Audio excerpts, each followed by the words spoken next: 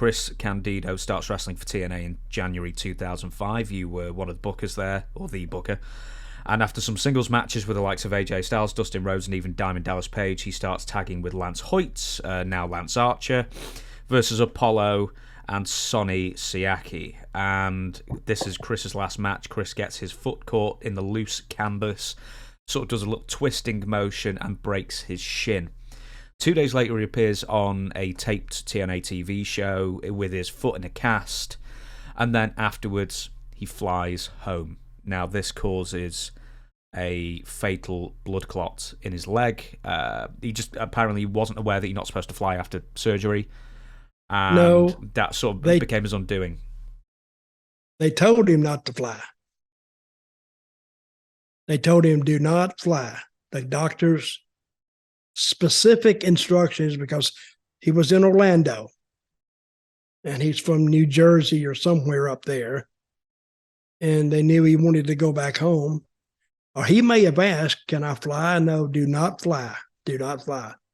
Because of this same situation that killed him, they warned him about. But he did it anyway to get back home. Tammy wasn't with him. And I think she was probably on the phone telling him to get his ass home.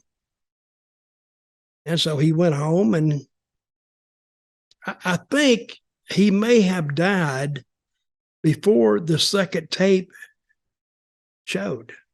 You are probably right there, yes. So I think recording maybe 2 days afterwards, and then he flies home, and then he dies, I think, that evening. I think it was blood clots caused pneumonia, then the pneumonia caused a heart attack. It was some kind of deal. I think we used to do the show on Tuesdays, I think. And that was to give production time to get it ready to air. And we would do the next show on Wednesday, which that gave them a week and a half to get that one ready. So he was probably seen on the second show of that loop. And I think he flew home on maybe a Friday, I would think, or Thursday. And I think he died that weekend. I'm not sure on that, but I hate that too. Yeah. And he was doing really good. What killed Chris was the wrestling business. He wanted to be a success in it so badly, because it was like a childhood dream of his to fly the world and see the world. And see, I was never like that. When I got in wrestling, all these guys going all these different places, hell, I wasn't. I wasn't going to Chicago and flying there and flying back and flying to Atlanta and flying to Dallas and Houston and all this stuff. That's for the champions. I wasn't nowhere close to that.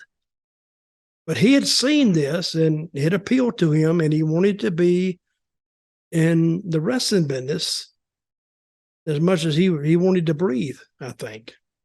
And I think the wrestling business has been the death of a lot more people than we really realize. I mentioned Eddie Gilbert a little earlier. I think the wrestling business killed him too. Yeah, we need to talk about Eddie one day. Good guy, good friend of mine.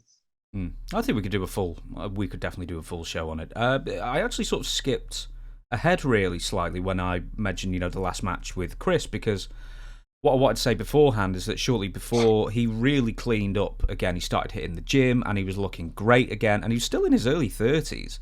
So he had, the majority, he started at like 13, but, for most people, he had the majority of his career ahead of him at that point. Were you instrumental, or, how did he get rehired by TNA? How did he get re-noticed? Well, I don't know if that was I didn't hire him. I know that. I think Jeff did, probably. Our road dog, maybe. But I didn't hire him. I don't know how he got there. That might be on my to-do list. I might have to call Jeff and said, how did they get there? You know, it's funny after you work in all these different places and somebody asks you, well, how did he get there? And you think, hell, I don't know. And you can't remember how he got there. I just know that I didn't bring him in. Sometimes when creative goes in, you know, a lot of times creative has very little influence on who is booked and who is not booked. But I think I would have to, I'd have to say Jeff probably, he brought him in. And to finish this off, final thoughts as on Chris Candido as a talent and as a person, because you work with him in Smokey, you work with him in the WWF, you work with him in TNA, so you had some, and Puerto Rico as well, so you had some good time with him. What was he like as a person, and how good was he in the ring? Oh, he was very good in the ring. His biggest drawback is not being a bigger type guy. 5'8" is kind of short to be in the wrestling business. I mean, because you're in there, you're in the land of giants, is what you're in. And unless you want to be the Rey Mysterio of the wrestling business, and they already had one of those. So he was trying to shine in the land of giants, which is very, very hard to do.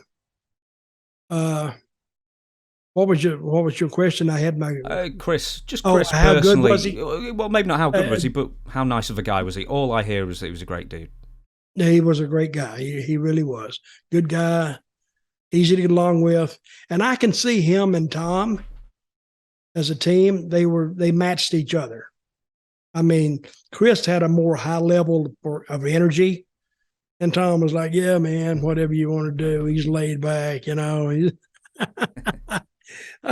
But I heard Cornette talking about him. He says if Chris Candido hadn't died, I think he said this, he would be recognized as one of the greatest wrestlers. And maybe I misunderstood him. Greatest wrestlers, that he would be up there amongst the greats. I don't think he was that good, but he was good, but I don't think he'd quite reach that level. But we'd have to see. You know, he didn't live long enough for us to see that, which was a shame. And I don't know. I didn't agree with Cornette's assessment of him. I agreed with, he was a great guy, but I don't know if he'd be considered one of the all-time greats.